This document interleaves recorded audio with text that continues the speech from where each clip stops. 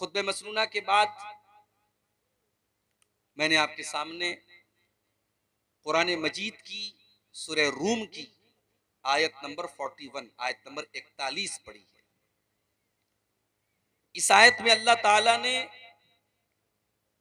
दुनिया में जहां पर भी कोई मुसीबत है, कोई संकट है, कोई परेशानी है, कोई फसाद है, कोई बिगाड़ है,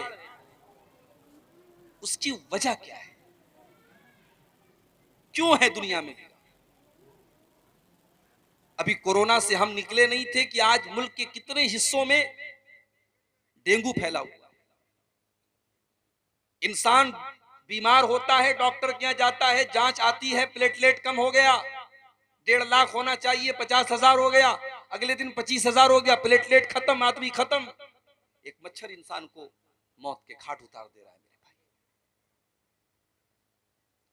मुल्क के कितने हिस्सों में आज सैलाब और बाढ़ से कितनी हलाकतें। आपका ये सीमांचल का इलाका भी सैलाब से बहुत मुतासिर रहता है।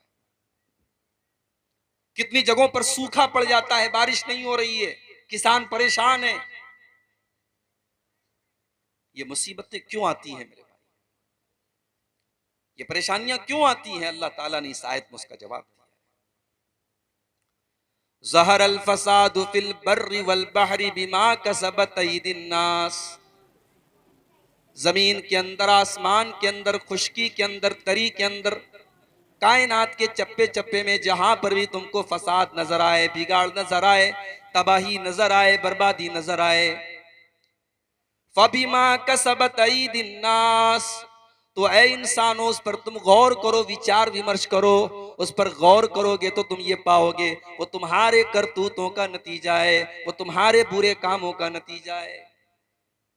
दुनिया में जहां पर भी बिगाड़ है उसकी वजह सिर्फ और सिर्फ एक है, तुम्हारे बुरे करतूत है, तुम्हारे गलत काम है, तुम्हारे पाप हैं। ज़हरल फसादु फिल बर्रि वल बहरी बिमा कसबत अयदीन नास। ऐ इंसानो तुम्हारे करतूतों की वजह से इस दुनिया में फसाद है, बिगाड़ है। और अल्लाह ताला ये मुसीबतें क्यों नाजिल फरमाता है? लियुज़ीक़हुम बादल्लज़ी अमिलू, ताकि अल्लाह ताला तुम्हारे कुछ आमाल की तुमको सजा दे दे। सारे आमाल की सजा नहीं दे रहा है अल्लाह, कुछ आमाल की सजा दे रहा है। सारे आमाल की अगर वो सजा दे देगा, रूए जमीन पर कोई सांस लेने वाला बाकी न बचेगा। दुनिया में इतना पाप हो रहा है, इतना गुनाह हो रहा है, इतना शिर्क हो रहा है, इतनी अल्लाह की नाफरमानी हो रही है कि अगर अल्लाह सारे गुनाहों की सजा दुनिया में दे दे तो रूए जमीन पर कोई सांस नहीं ले सकता, कोई जिंदा ही नहीं बच सकता। वो तो कुछ हमारे कुछ गुनाहों की सजा दे रहा है। क्यों दे रहा है?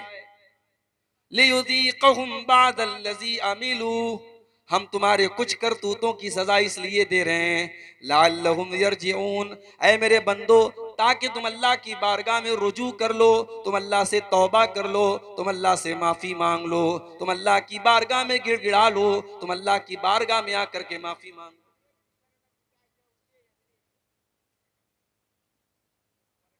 मगर आप गौर कीजिए, कोरोना की मुसीबत आई, एक एक मोहल्ले से, एक एक गांव से 20-20 जनाजे निकले। रमजान का महीना था, कितने शहरों में और कितने मोहल्लों में हमने देखा मस्जिदों से ऐलान हो रहा है, एक ऐलान खत्म हुआ दूसरा शुरू, दूसरा खत्म हुआ तीसरा शुरू। ये दौर भी हमने देखा। वो औरतें जो कभी चेहरा नहीं ढांकती थी, उन्हें भी अपने चेहरे को छिपाना पड़ा, उन्हें भी मास्क लगाना पड़ा।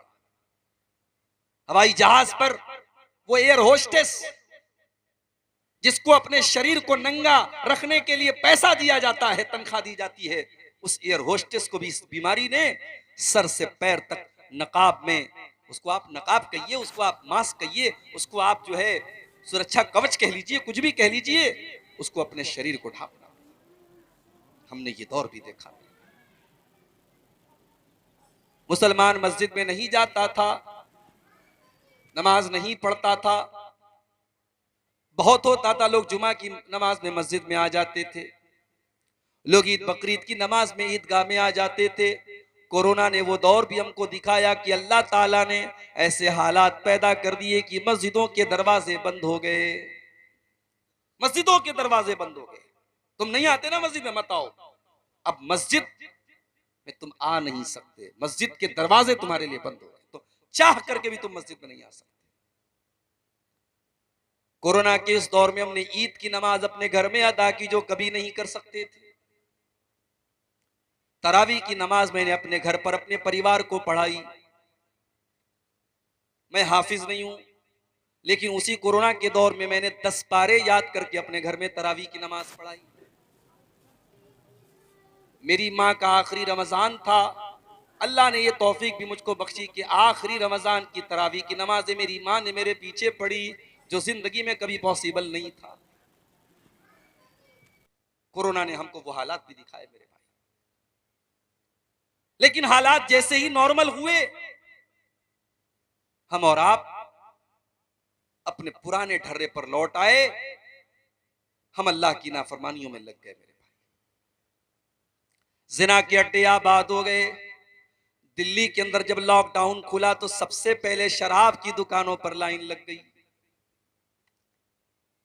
गौर करो कि आज का इंसान इतनी बड़ी बड़ी मुसीबतों को देखने के बाद भी ये इंसान कितना कठोर हो चुका है, कितना संग दिल हो चुका है। इसका दिल कितना पत्थर हो चुका है कि ये अल्लाह की तरफ रुजू नहीं करना चाहता, ये अल्लाह की तरफ लौटना नहीं चाहता, ये तौबा करना नहीं चाहता, ये अपने पापों को छोड़ना नहीं चाहता। मेरे प्यारे साथियों, कुरान का पहला पारा उठाओ। अल्लाह ने यहूदियों का तस्करा करते हुए फरमाया, तुम कसत कुलूबुकुम मिन बादि ज़ालिका फहिय कल हिजारति औ अशद्दु कसवा। ए यहूदियों, तुमने अल्लाह की इतनी नाफरमानी की, तुमने इतने पाप किए, तुमने इतने गुनाह किए कि तुम्हारे दिल तो पत्थरों से भी ज्यादा कठोर हो गए, तुम्हारे दिल तो पत्थरों से भी ज्यादा सख्त हो गए। व इन्न मिनल हिजारति लमा यतफज्जरु मिनहुल अनहार। इसलिए कि पत्थर तो कुछ ऐसे भी होते हैं कि पत्थर के अंदर से पानी रिस रिस करके बहने लगता है। व इन्न मिनहा लमा यशक्ककु फयखरुजु मिनहुल मा। पत्थर तो कुछ ऐसे भी होते हैं कि जब पत्थर के ऊपर बार बार पानी पड़ता है तो पत्थर के अंदर भी सुराख हो जाता है और पत्थर से पानी बहने लगता है। व इन्न मिनहा लमा यहबितु मिन खशियतिल्लाह। पत्थर तो कुछ ऐसे भी होते हैं जो अल्लाह के खौफ से झुक जाते हैं, नरम पड़ जाते हैं। मगर यहूदियों, तुम तो इतने सख्त दिल हो चुके हो कि तुम्हारे दिल तो उन पत्थरों से भी ज्यादा गए गुजरे। अल्लाह ने तो यहूदियों के बारे में कहा था। आज यहूदियों की जगह हम और आप अपने आप को रख करके सोचें, हमारे दिल भी मेरे भाइयों पत्थरों से भी ज्यादा सख्त हो गए। रोजाना जलसे हो रहे हैं। नवंबर दिसंबर का महीना आपके सीमांचल में जलसों का महीना है। आज इस गांव में तकरीरें, कल उस गांव में तकरीरें, परसों फला गांव में तकरीरें, 20-20 तकरीरें हम सुन रहे हैं। लेकिन बेनमाजी आज भी बेनमाजी है, सिगरेट पीने वाला आज भी सिगरेट का आदी है, शराब पीने वाला आज भी शराब का आदी है, हराम खाने वाला आज भी हराम खोर है। क्यों मेरे भाई? इसलिए कि गुनाह करते करते, पाप करते करते हमारे दिलों के ऊपर अल्लाह ने मोहर लगा दी है।